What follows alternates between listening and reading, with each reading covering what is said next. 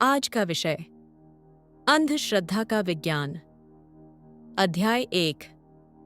आधुनिक युग में अंधविश्वास की जड़ें।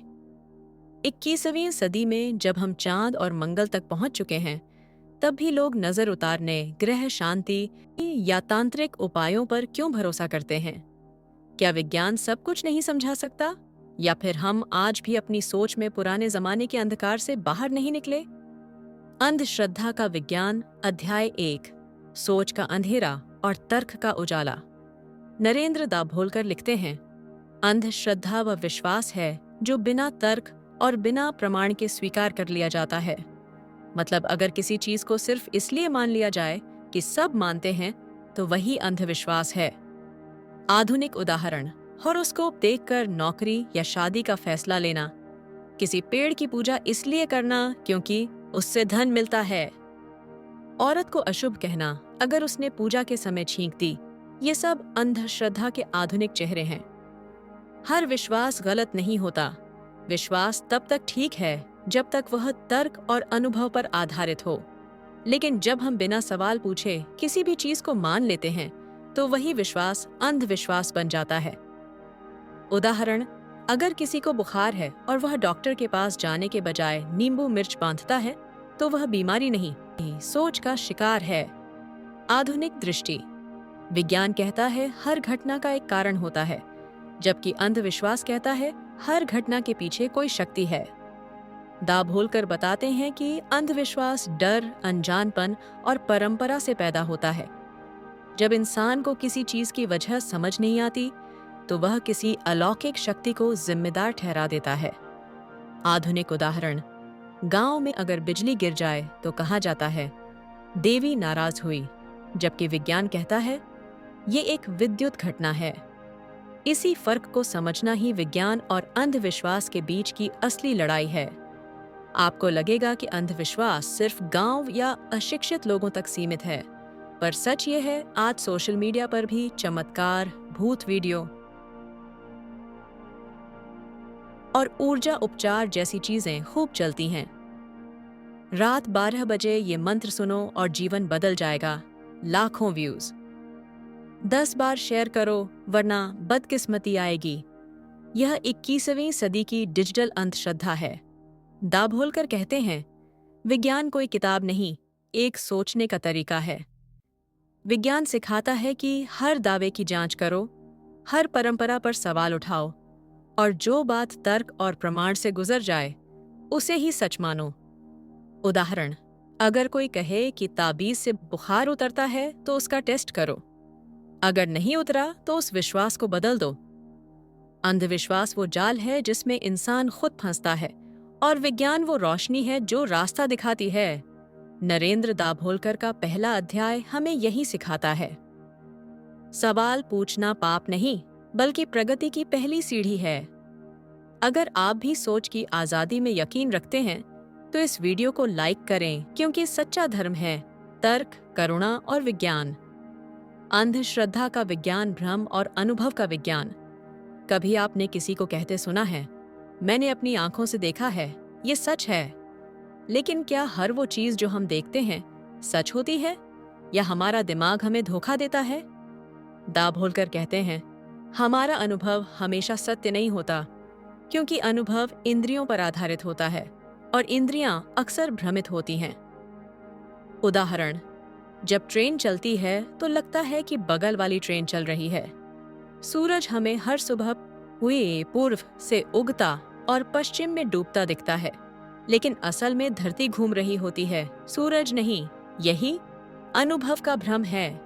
बहुत से लोग कहते हैं, मैंने ताबीज पहनकर देखा है, सच में फायदा हुआ, या पंडित जी के कहने से पूजा की और सब ठीक हो गया। लेकिन क्या ये सच में चमत्कार है या संयोग, कोइंसिडेंस? आधुनिक उदाहरण, कोई बीमार व्यक्ति नींबू मिर्च बांधता है और संयोग से ठीक हो जाता है।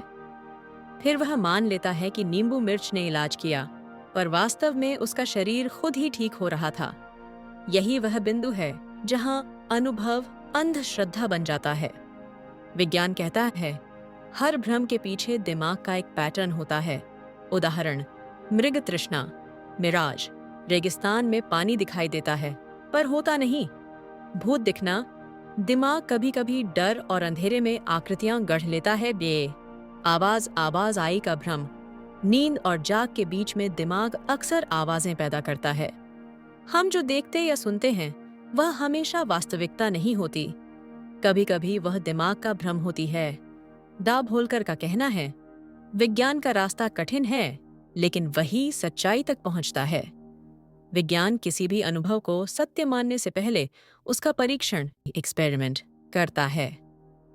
मॉडर्न एग्जाम्पल, अगर कोई कहे कि इस पानी से कैंसर ठीक होता है तो वैज्ञानिक इसे अलग अलग मरीजों पर कंट्रोल टेस्ट करते हैं। अगर सभी में असर दिखे तो मान लेते हैं, नहीं तो कहते हैं यह भ्रम है। विज्ञान की यही खूबसूरती है, ये आस्था नहीं जांच पर भरोसा करता है। दाभोलकर लिखते हैं, सिर्फ अनुभव नहीं, अनुभव के कारण को समझो। अगर कोई कहे कि उसे देवी ने दर्शन दिए तो सवाल उठाओ, क्या वह नींद में था? क्या उसने डर, विश्वास या मानसिक भ्रम में कुछ देखा? सवाल उठाना अपमान नहीं बल्कि सत्य की खोज है। आज सोशल मीडिया पर मंदिर में चमत्कार, रुद्राक्ष से जल टपकता है या मूर्ति ने आंखें खोली जैसे वीडियो वायरल होते हैं। लाखों लोग देखते हैं और कहते हैं, मैंने देखा, सच है, लेकिन अगले दिन पता चलता है वो एडिटिंग ट्रिक थी या नेचुरल फिनोमेनन। भ्रम आज भी उतनी तेजी से फैलता है जितनी तेजी से पहले जमाने में अफवाहें फैलती थीं। नरेंद्र दाभोलकर का यह अध्याय हमें याद दिलाता है कि हर अनुभव को प्रमाण का दर्जा मत दो, क्योंकि जो दिखता है वो हमेशा सच सच नहीं होता। विज्ञान सिखाता है भ्रम से सीखो, पर उसे सत्य मत मानो।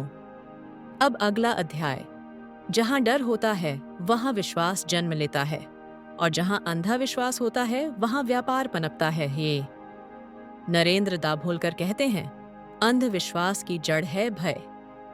इंसान हमेशा किसी न किसी डर में जीता है, मृत्यु का डर, बीमारी का डर, असफलता का डर, और यही डर उसे किसी ऊपर वाले पर भरोसा करने को मजबूर करता है। आधुनिक उदाहरण, नौकरी नहीं मिली तो शनि पूजा, बीमार हुए तो नाग देवता की मन्नत, परीक्षा से पहले हवन या ताबीज। हम डरते हैं इसलिए किसी शक्ति को खुश करने की कोशिश करते हैं बिना ये जाने कि वह शक्ति असल में कहाँ है। दाभोलकर कहते हैं, अंधविश्वास का सबसे बड़ा लाभार्थी वही है जो डर बेचता है। आज डर एक बाजार बन चुका है। मंदिरों में विशेष पूजा, वीआईपी दर्शन, पाप मोचन अनुष्ठान, हर चीज की एक कीमत तय है। राशि दोष मिटाने के लिए ऑनलाइन पूजा सिर्फ 1100 रुपये, गृह शांति के लिए होम डिलीवरी में प्रसाद, लव मैरिज सफल बनाने के लिए टोटका कोर्स। यह सब सिर्फ धार्मिक व्यापार नहीं बल्कि डर का कारोबार है। यह प्रक्रिया बहुत सरल है। 1. पहले इंसान में डर पैदा करो। अगर पूजा नहीं की तो अनिष्ट होगा। 2. फिर समाधान बेचो, हम करवाएंगे विशेष अनुष्ठान। 3. और जब परिणाम संयोग से अच्छा निकले तो चमत्कार का प्रचार करो। यह चक्र चलता रहता है और लोग सोचते हैं भगवान ने मदद की, जबकि असल में व्यापारियों ने उनका डर बेचा। विज्ञान कहता है, अगर किसी कार्य का परिणाम हर बार समान नहीं है तो वह वैज्ञानिक नहीं। अगर किसी तांत्रिक का टोटका सच में असर करता तो वह हर बार काम करता, लेकिन ऐसा नहीं होता। उदाहरण, एक ही पूजा 2 लोग करते हैं, एक सफल होता है, एक नहीं। अगर भगवान न्यायप्रिय हैं तो फर्क क्यों? विज्ञान कहता है, हर चीज को परखो, सिर्फ इसलिए मत मानो कि वो पवित्र लगती है। दाभोलकर लिखते हैं, जब इंसान सवाल पूछना शुरू करता है तो उसका डर खत्म हो जाता है। अगर कोई कहे कि देवी नाराज हो जाएगी तो पूछो, कैसे? क्या प्रमाण है? अगर कोई कहे दान देने से पाप मिटता है तो पूछो, अगर कर्म ही कारण है तो पैसे से पाप कैसे मिटेगा? यही सवाल धीरे धीरे अंधश्रद्धा की जड़ें हिला देता है।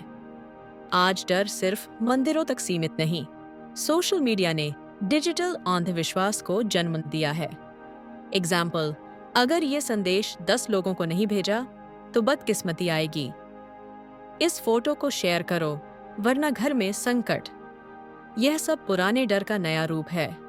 भय आज भी वही है, बस माध्यम बदल गया है। नरेंद्र दाभोलकर का तीसरा अध्याय हमें सिखाता है, जहां डर है वहां व्यापार पनपता है, जहां तर्क है वहां आजादी। डर को मिटाना ही सच्ची भक्ति है, क्योंकि डर में नहीं, समझ में ईश्वर बसता है।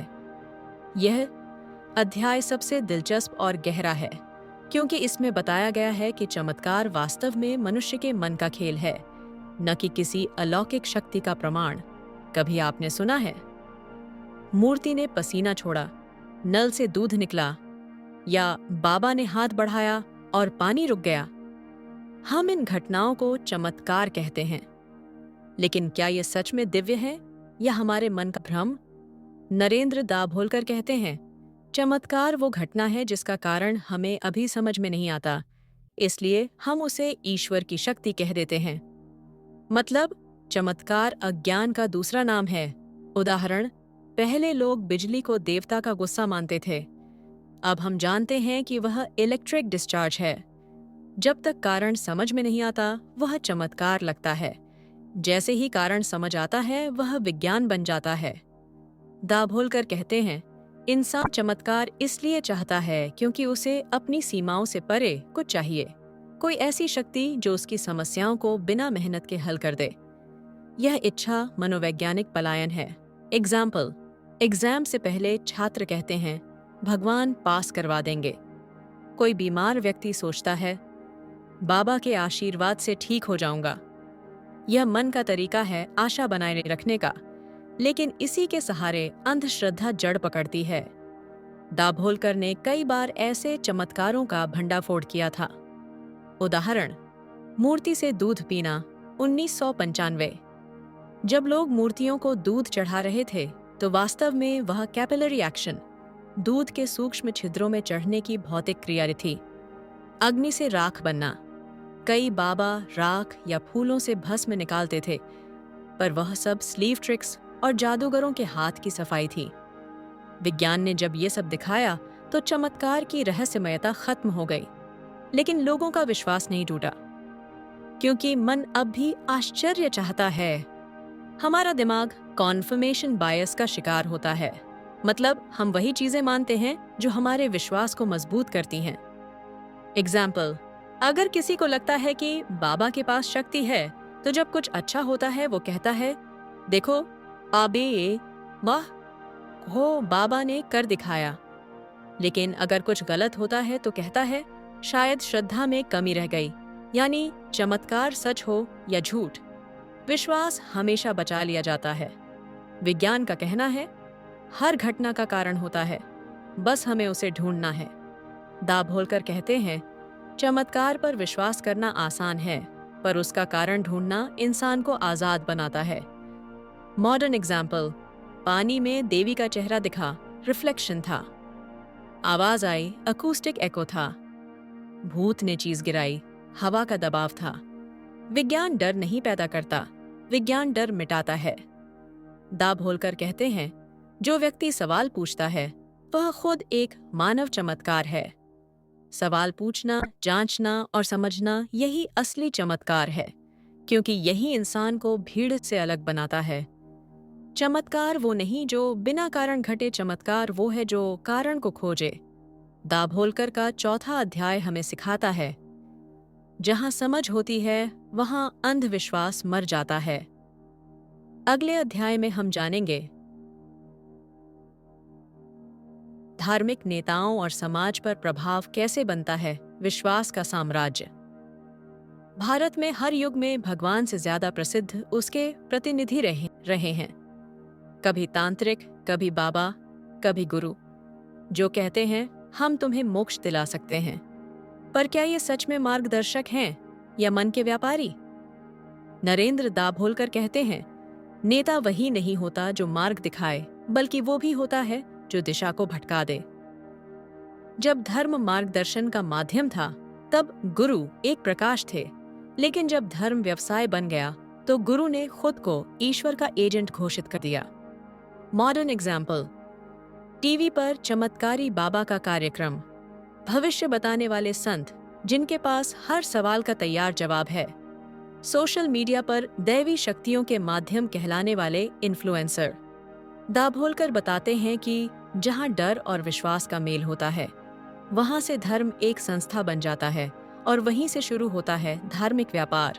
उदाहरण, वीआईपी दर्शन 5,000 रुपये में, चमत्कारी जल 999 रुपये में, मोक्ष यात्रा पैकेज 7 दिन में पुण्य की गारंटी। यह सब आस्था का बाजार है, जहां इंसान का दुख एक उत्पाद बन चुका है। जब लोग आंख बंद कर किसी गुरु पर भरोसा करते हैं, तो सोचने की शक्ति कम होने लगती है। यह वही समय होता है जब समाज में आलोचना पाप बन जाती है और सवाल अपराध। किसी बाबा पर सवाल उठाओ तो कहा जाता है श्रद्धा की कमी है। धर्म की प्रथा पर सवाल करो तो अपमान का आरोप लगता है। और यही वो स्थिति है जहां धार्मिक नेतृत्व लोकतंत्र से ऊपर हो जाता है। धार्मिक नेता अक्सर भावनात्मक मनोविज्ञान का उपयोग करते हैं। वे डर, अपराध बोध और आशा के जरिए मनुष्य को बांध लेते हैं। एग्जाम्पल, अगर मेरे चरण नहीं छुए पाप लगेगा, जो मेरी आज्ञा मानेगा वही मुक्त होगा, मैं ईश्वर का अवतार हूं। इस तरह व्यक्ति की स्वतंत्र सोच धीरे धीरे खत्म होती है। वह खुद नहीं सोचता, उसे सोचने दिया ही नहीं जाता। दाभोलकर कहते हैं, कोई भी व्यक्ति चाहे कितना भी ज्ञानी हो, वह ईश्वर नहीं हो सकता। विज्ञान सिखाता है कि हर इंसान बराबर है। अगर कोई कहे कि मुझ में दैवी शक्ति है, तो वह दावा नहीं, एक भ्रम है। मॉडर्न एग्जाम्पल, कई बार तथाकथित बाबा के पीछे आपराधिक मामले निकलते हैं, फिर भी लोग कहते हैं वो तो परीक्षा है। यह अंधविश्वास की सबसे गहरी जड़ है, जब हम सच देखकर भी आंखें मूंद लेते हैं। दाभोलकर का स्पष्ट संदेश है, अगर किसी धर्मगुरु की बात पर सवाल पूछने से आपको डर लगता है, तो समझ लीजिए वो धर्म नहीं, गुलामी है। सच्चा धर्म वही है जो सोचने की स्वतंत्रता दे, न कि डर में जीने की आदत। अब समय है ऐसे नेतृत्व की जो ज्ञान, समानता और करुणा पर आधारित हो, न कि अंधविश्वास और दिखावे पर।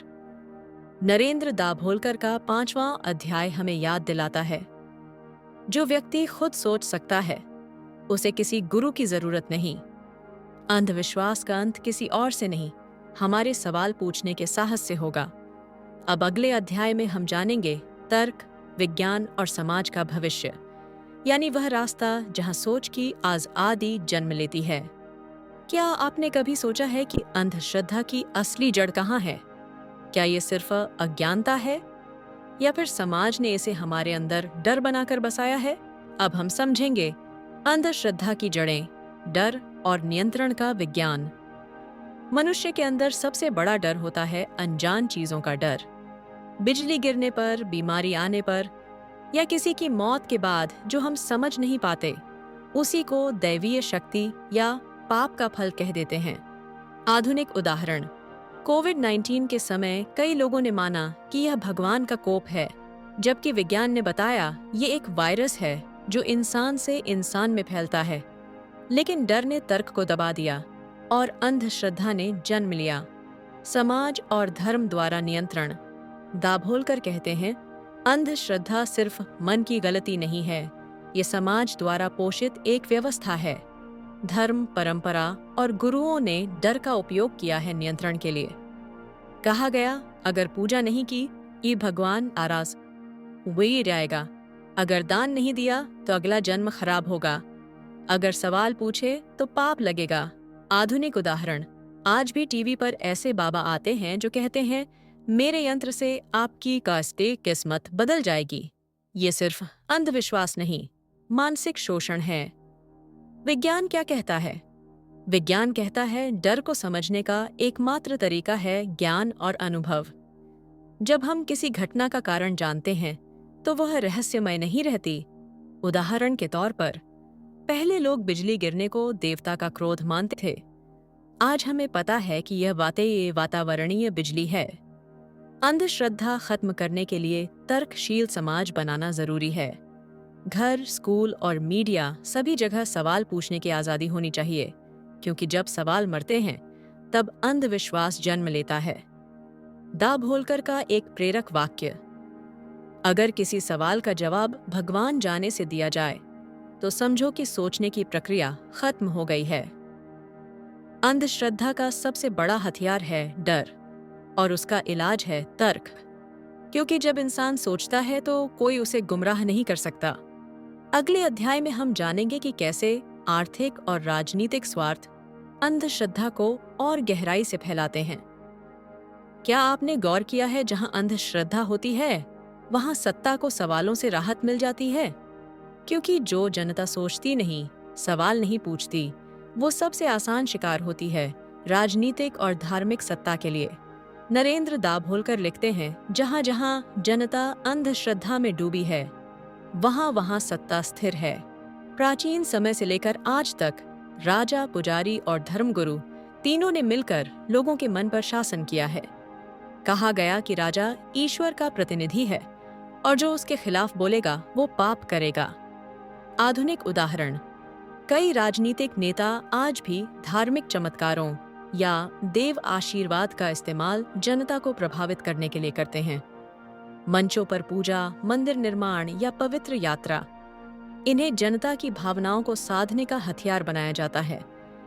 अंधश्रद्धा और अर्थव्यवस्था, दाभोलकर बताते हैं, अंधश्रद्धा एक धंधा भी है जहां भय और उम्मीद का व्यापार चलता है।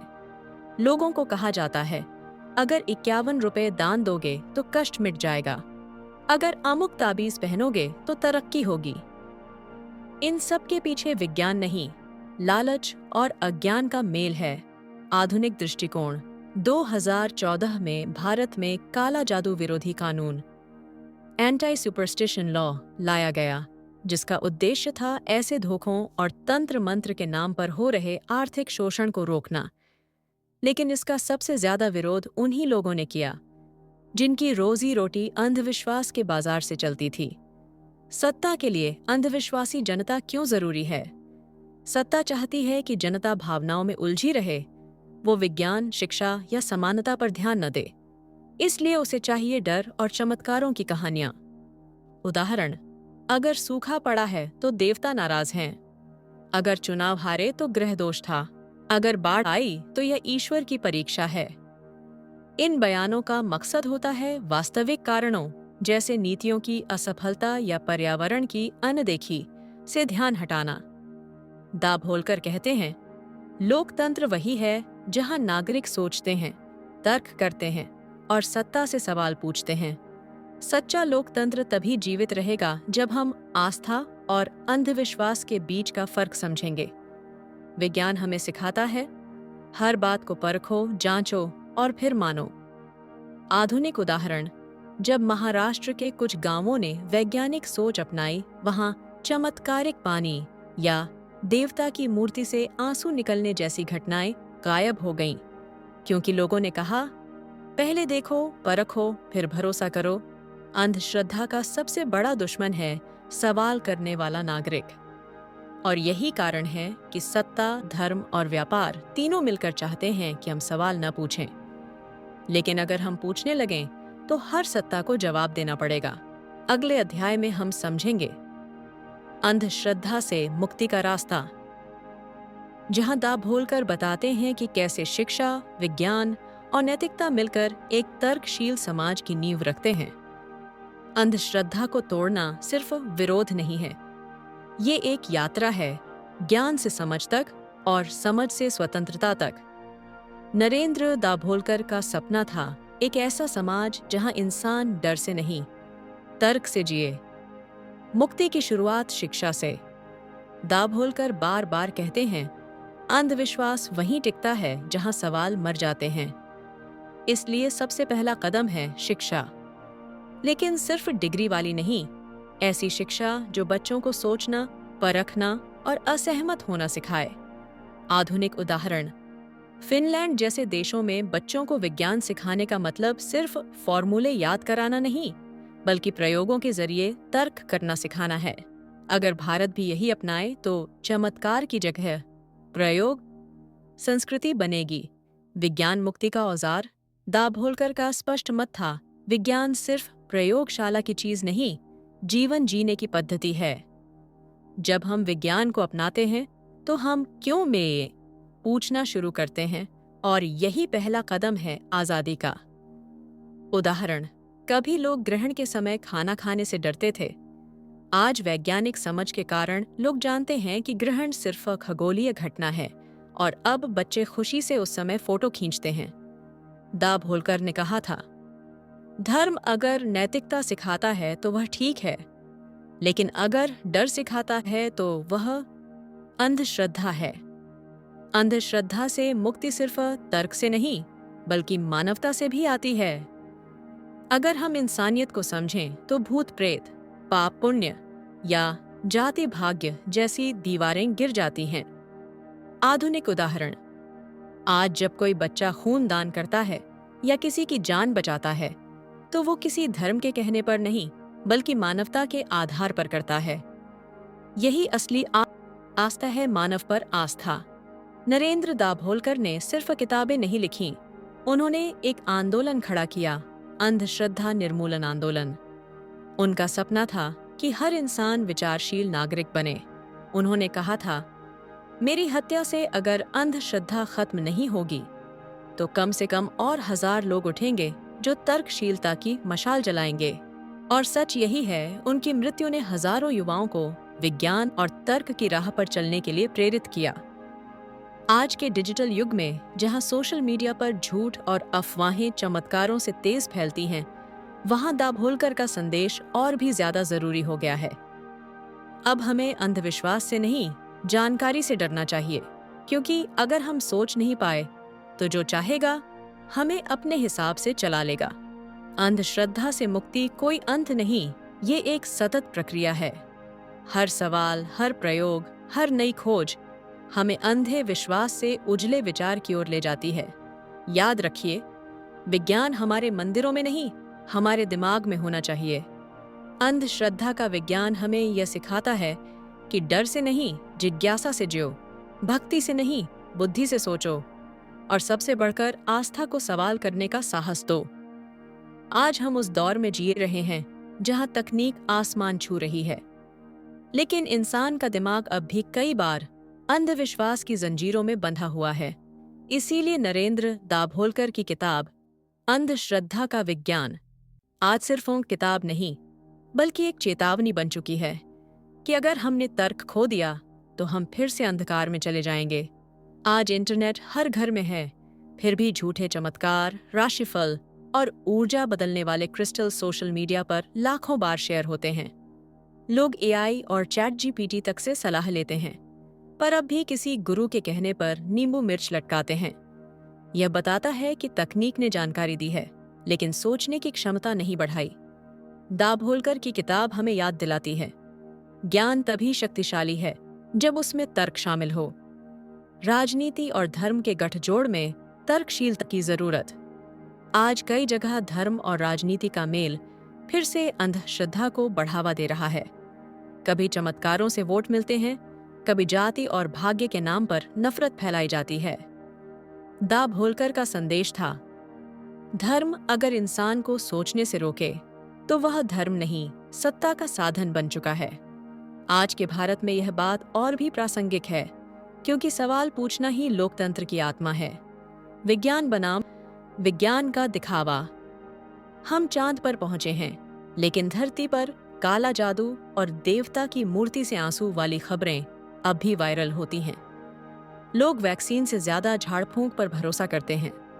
यहाँ दाभोलकर का विज्ञान दृष्टिकोण हमें सिखाता है कि सच्चा विज्ञान प्रयोग और प्रमाण से आता है, न कि किसी भावनात्मक विश्वास